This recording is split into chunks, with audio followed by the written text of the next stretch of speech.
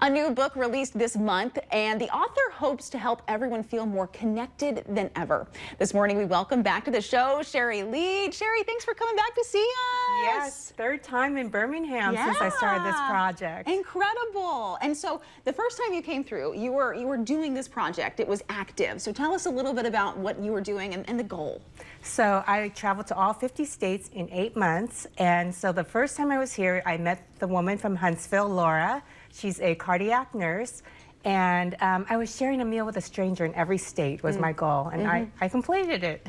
And why did you want to do that? Initially, I was looking for connection for two things. One, I was looking for connection. These were women of all ages, races, economic levels, education levels, political beliefs, religious beliefs. I just wanted to see if we could find connection sitting down and sharing a meal. As I went along, these strangers not only became friends, but by the end, they felt like my teachers. That's incredible. And so you have compiled all of these experiences, the lessons that you've learned into a book. Yes. Table for 51, Lessons Learned from Sharing Meals Across America. So what are some of the lessons you can share with us? Well, one, people are really open to connection. And I was surprised by that because I'm from Seattle, and a lot, like most of these were strangers, some with no contact. You know, these are cold contacts. And how willing people were to sit down and meet. And the magic of sharing food with somebody.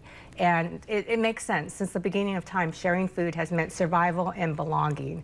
And it's a lost art. And so I'm trying to bring that back. I love that. I feel like, yeah, in the South, we have, certain things about hospitality. And if you're sharing a meal with someone, you're going to be welcomed, and Southerners had that reputation.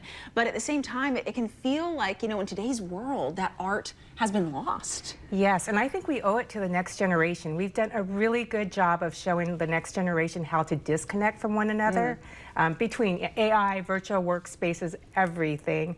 I think we owe it to them to show how to connect with somebody. And that there are benefits to doing that. I mean, even if, you may think, okay, I don't want to. I think there's a joke on social media where, especially, my generation, it's like, oh, when you cancel plans, then, oh, there's some relief there, oh, I don't have to do anything.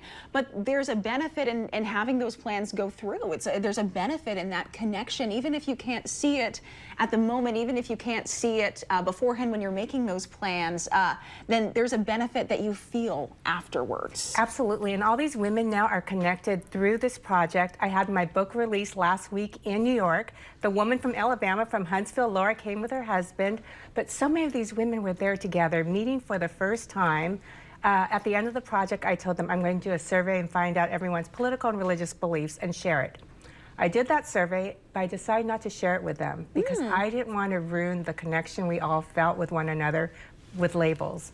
And we absolutely had the best time last week in New York, and it was like we were friends, all connected. That's incredible. And that's interesting that you're saying, they already had this connection.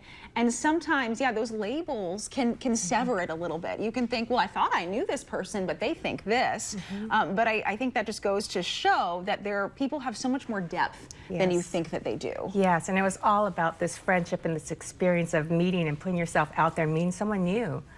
What was it like having those women all in one place? You said at your book release in New York. So looking around the room, what did you feel like?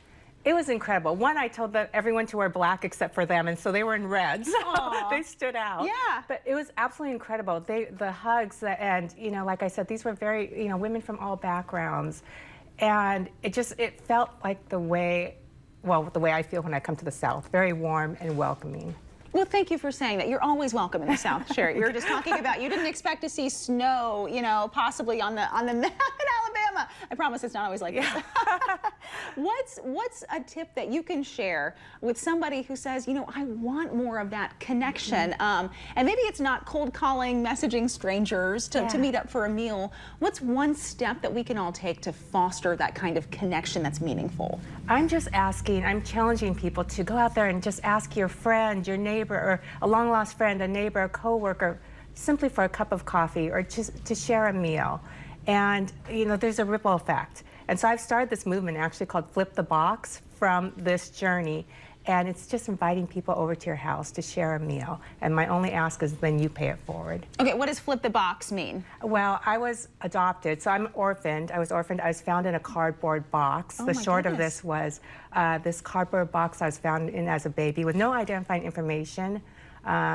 So I've been searching for belonging my entire life, but I've taken this box and flipped it and it became a symbolic table for this project where connection was found.